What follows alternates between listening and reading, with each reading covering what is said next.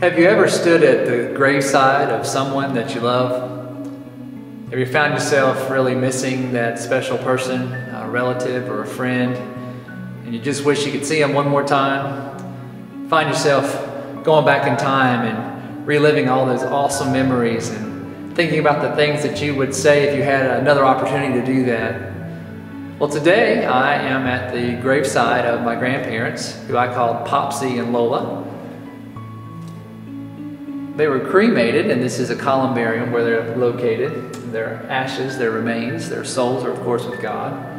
You can see here's an old picture of me and my brother that was placed here when my grandfather died.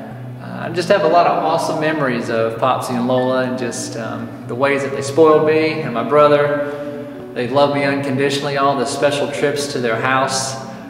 They had cable television when we didn't growing up. It was crazy. It was before everybody had it. They always had cool snacks and had this awesome dog that we could play with, and they just loved us. And I really miss them. It's hard sometimes when I'm holding my boys and I just know that they would have loved to see these great grandsons. And that's how it is when people that we love die. We miss them. It's hard, it's sad, we fear our own death, and I'm sure that's what the disciples felt like when Jesus was killed. When he was just this wonderful man who'd done so many great things, and there he was, hung on a cross, and all of a sudden now he's in the grave, and 3 days have passed, and they don't know what to do. They're lost, they're concerned, they just don't know what the next step's going to be. Heartbroken. And if that was the end of the story, for the disciples, for us, what a terrible story. What reason would there be to go on when we know that all that there is death, and that would certainly change the way that we live our lives, and we'd be just crushed by depression and worry and fear. But that's not the end of the story. And that's what we're going to talk about today.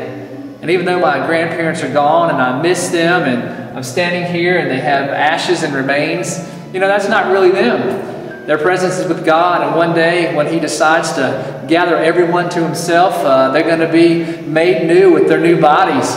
Whatever that's going to look like is going to be amazing, and their souls are reunited. But the important thing is that we will be reunited, and I will see them again, and we will have time in eternity to spend in loving each other and loving God. And that's what we're going to talk about today, because death is not the end, because of who Jesus is and what He did for us.